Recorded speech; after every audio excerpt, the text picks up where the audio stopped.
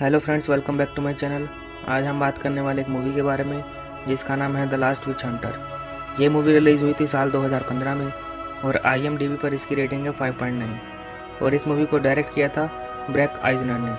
तो मूवी की शुरुआत में हमें 800 साल पहले का टाइम दिखाया जाता है, जहाँ पूरी पृथ्वी पर ब्लैक प्लेग नाम की बीमारी फैल रही थी, जिसकी वजह से इंसान मर रहे थे।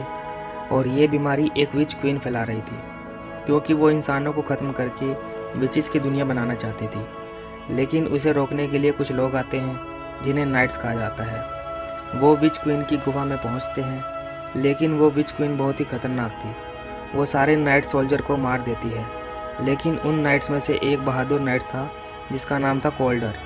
वो क्वीन के सारे गार्ड्स को मारने के बाद क्वीन के सीने में तलवार घुसा देता है, जिससे क्वीन कमज़ोर हो जाती है और मरने वाली होती है।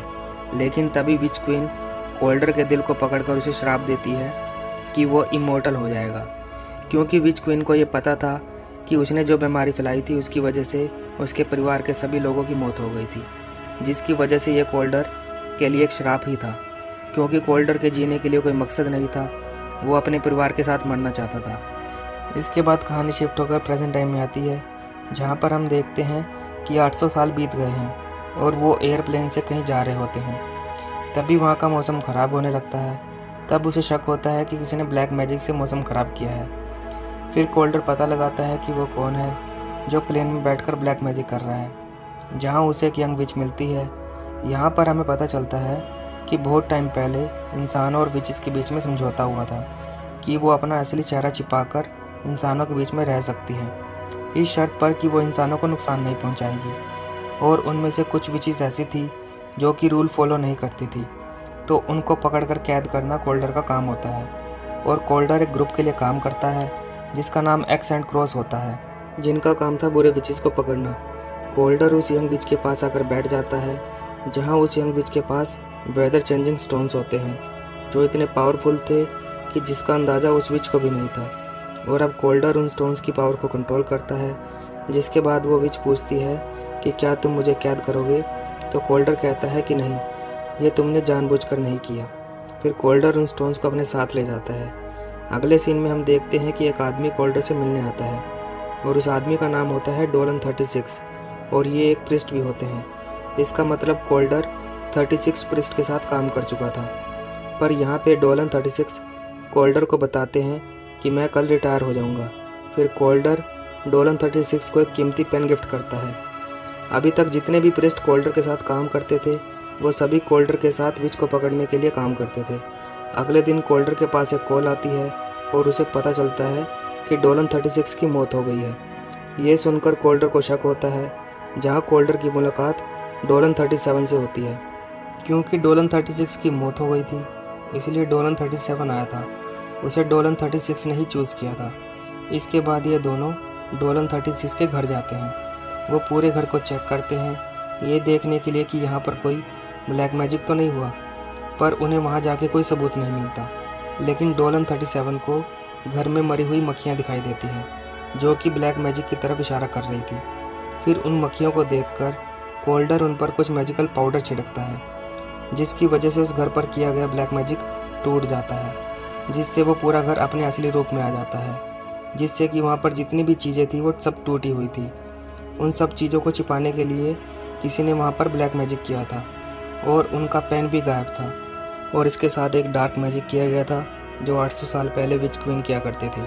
ये मैजिक इतना पावरफुल था कि आज के टाइम में ये करना मना था, जिसे साधारण विच यूज़ भी नहीं कर सकती थी। इसके बाद कोल्डर एक विच के पास जाता है जिसका नाम मैक्स होता है। उसकी बेकरी होती है और वो इंसेक्ट यूज़ करके केक्स में फ्लेवर डालता है। मैक्स ब्लाइंड था। कोल्डर उसे एलिमेंट्री मैजिक के बारे में पूछता है, मगर मैक्स मना कर देता है। जब कोल्डर उसे कैद करने की धमकी देता है तो वो बताता है एलिक नाम के विच के बारे में। अब आगे के सफ़र में खतरा होता है, इसीलिए वो अकेले ही एलिक को पकड़ने के लिए जाता है। वो बताए गए एड्रेस पे पहुंच जाता है, जहाँ पे उसे एक बच्चा मिलता है जो कैंडी का पीछा करते हुए वहाँ पर आता था, जहाँ उस बच्चे को कैंडिस का पेड़ दिखता है। तभी कोल्डर उस बच्चे को वहाँ से जाने के लिए कहता है, क्योंकि उस जगह को ब्लैक मैजिक से बनाया गया था जहां एलिक छिपा हुआ था। जब कोल्डर घर के अंदर आता है तो उसे वहां पर एक बच्ची दिखाई देती है जो एलिक थी। इसने बच्चे का रूप लिया हुआ था। फिर वो कोल्डर पर हमला करता है, लेकिन कोल्डर काफ़ी चालाक था। वो उसे मार के बेहोश कर देता है, जहाँ उसे $36 का पेन मिलता है। उसके बाद कोल्डर उस विच को काउंसिल के पास ले आता है। अब यहाँ पर कोल्डर को लग रहा था कि इसके और भी साथी होंगे जो 800 साल पहले के डार्क मैजिक को यूज़ कर रहे हैं, इसलिए इसकी जांच होनी चाहिए। विच काउंसिल इसके लिए मना कर देती है और एलिक को कैद करने की सज़ा देती है।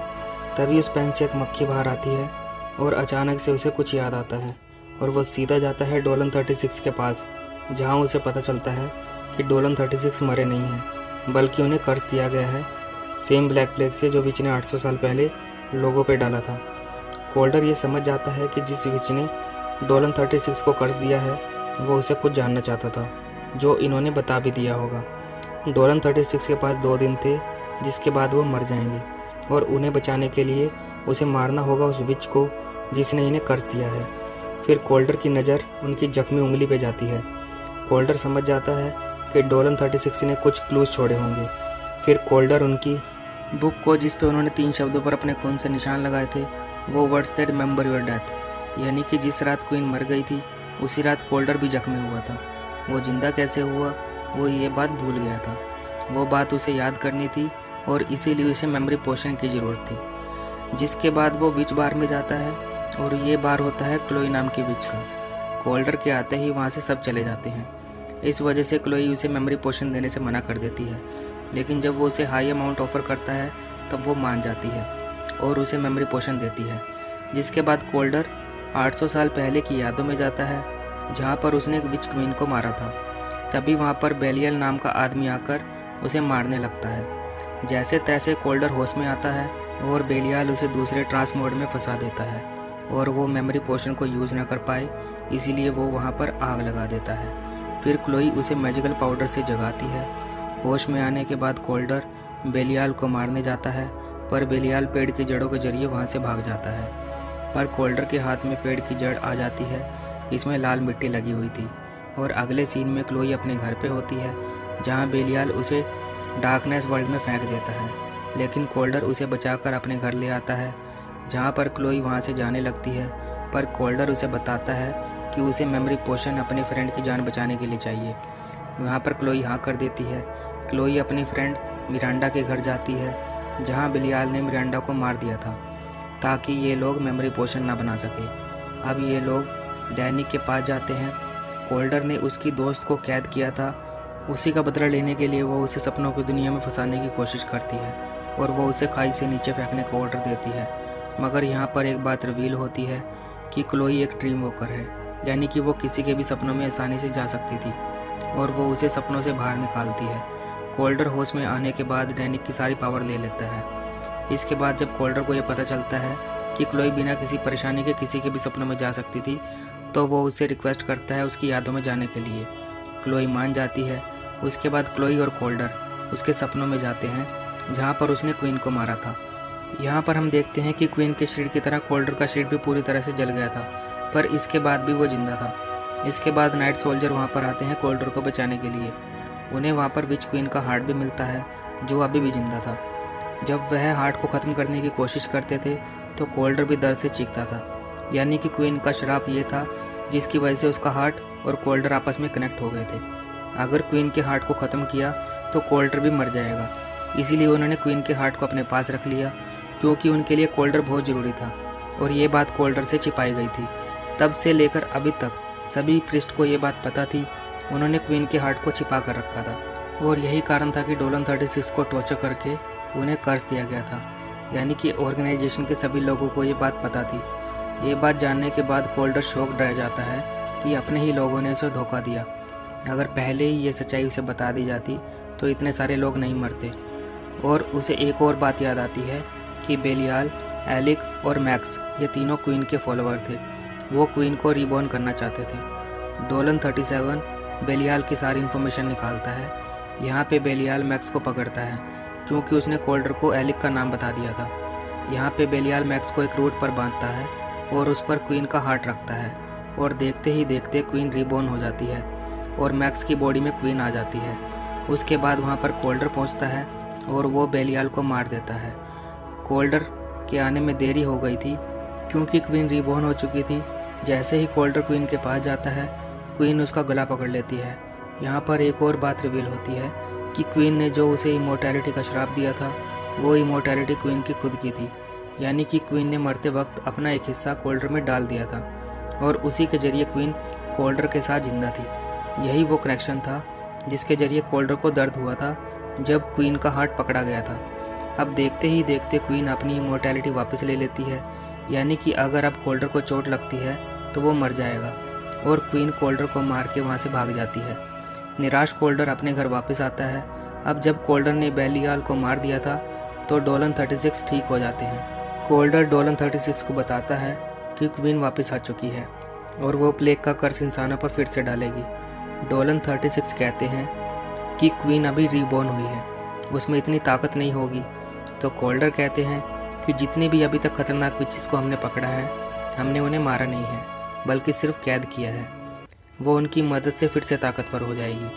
तब वो दुनिया पर फिर से कर्स डालेगी प्लेग का। और वो नाराज़ भी था कि उसे अभी तक सच्चाई छिपाई गई थी। तब डोलन 36 उसे माफ़ी मांगते हैं सच्चाई छिपाने के लिए। फिर डोलन 36 उसे इनकरेज करते हैं कि तुम एक बार क्वीन को हरा चुके हो तो तुम दोबारा भी ऐसा कर सकते हो। उसके बाद कोल्डर अपनी तलवार लेकर विच प्रिजन में जाता है। वहाँ पे उसे डोलन 37 मिलता है। ये तीनों प्लान बनाते हैं और अंदर जाते हैं कि कैसे क्वीन को डिफीट करना है। यहाँ पर क्वीन ने बाकी सारी प्रिजन विच को कनेक्ट किया था और वो उनकी पावर को यूज़ कर रही थी और धीरे धीरे पावरफुल होकर दुनिया पर कर्स फैलाने वाली थी।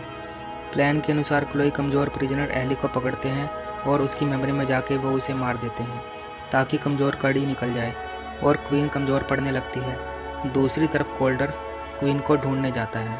उसे प्रिजन में एक जगह पर लाइट दिखाई देती है और वो वहाँ पर जाता है और वो अलग ही दुनिया में पहुँच जाता है जहाँ पर क्वीन बाकी विचेस से कनेक्ट करके प्लेग फैलाने की तैयारी कर रही थी।